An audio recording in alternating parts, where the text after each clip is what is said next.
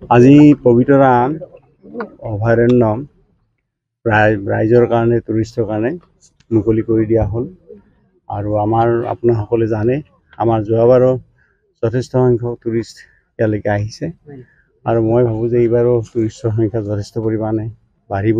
ইয়াতে কাজিৰঙাতো যোৱাবাৰ অভিলেখ সৃষ্টি হৈছে আৰু এইবাৰো কাজিৰঙাত আমি এটা পাৰ্ট মুকলি কৰিছোঁ আৰু সেইটো আমি 2 তাৰিখে মুকলি কৰিম কাজিৰঙাও।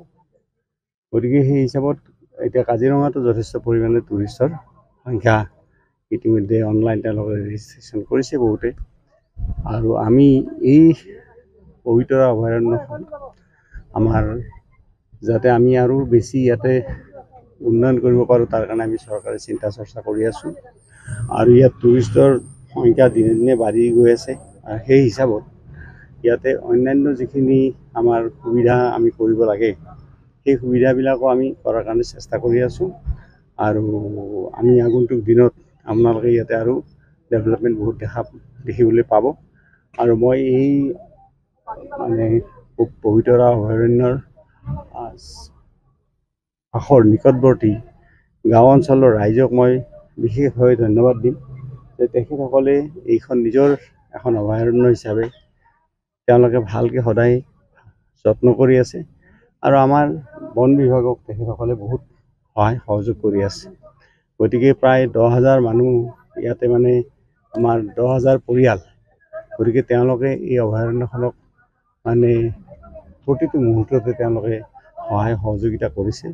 আমি ৰাইজৰ সহায় সহযোগিতাৰ কাৰণে আমি ধন্যবাদ দিছোঁ আৰু আগন্তুক দিনত ৰাইজৰ সহায় সহযোগ আমি কামনা কৰিম। নতুন কিবা পৰিকল্পনা আছে নেকি?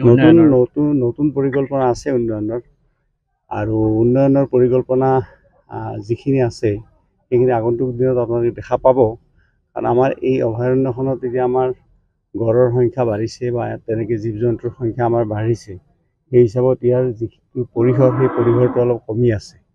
গতিকে সেইকাৰণে এই কথা বাৰ্তাবিলাক আমি চিন্তা চৰ্চা কৰি আছোঁ।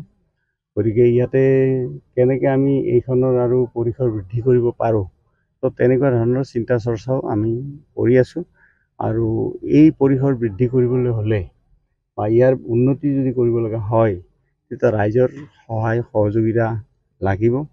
গতিকে ৰাইজেও পিছত সহায় সহযোগিতা আগবঢ়াইছে, আগন্তুক দিনতো লাগিব আৰু আমাৰ ইয়াৰে স্থানীয় বিধায়ক তথা মন্ত্ৰী সহকৰ্মী মন্ত্ৰী পীযুষ হাজৰিকা ডাঙৰীয়াৰ যথেষ্ট ইণ্টাৰেষ্ট লৈ আছে পবিতৰাৰ ওপৰত। তেখেতকো মই ধন্যবাদ দিছোঁ আৰু ৰাইজকো ধন্যবাদ দিছোঁ আৰু আপোনালোককো ধন্যবাদ দিছোঁ। কাজিৰঙাতো মই দেখিছোঁ প্ৰেছৰ মানুহখিনিয়ে সদায় কাজিৰঙাখন যে নিজৰ এটা সম্পদ তেনেকৈ তেখেতসকলেও গণ্য কৰে, সদায় মৰমৰ চকুৰে চায় আৰু আপোনালোকেও ইয়াত যিখিনি সাংবাদিক আছে আপোনালোকেও পবিতৰাখনক এটা নিজৰ অনুষ্ঠান বুলি ভাবে আৰু বহুত মৰমৰ চকুৰে আপোনালোকে চায়। আপোনালোককো মই ধন্যবাদ দিছোঁ, ইয়াৰ অঞ্চলৰ ৰাইজক ধন্যবাদ দিছোঁ, স্থানীয় বিধায়ক তথা সতীৰ্থ মন্ত্ৰী পীযুষ হাজৰিকা ডাঙৰীয়াক ধন্যবাদ দিছোঁ আৰু আমাৰ ফৰেষ্ট বিভাগৰ যিখিনি ফৰেষ্ট কৰ্মী যিখিনি ইয়াত কাম কৰি আছে, ফৰেষ্টাৰ হওক, আমাৰ হাতীৰ মাউত হওক বা আমাৰ 4ৰ্থ শ্ৰেণীৰ যিসকল কাম কৰি আছে, ফৰেষ্টাৰ গ্ৰেড 1 গ্ৰেড 2 ৰেঞ্জাৰ, গতিকে আটাইবিলাককে মই ধন্যবাদ দিছোঁ কাৰণ তাৰ ওপৰত আমাৰ DFO আছে বা প্ৰিন্সিপাল CCF ৱাইল্ড লাইফ আমাৰ গুপ্তা ডাঙৰীয়া আছে, আমাৰ DFO আছে ইয়াত।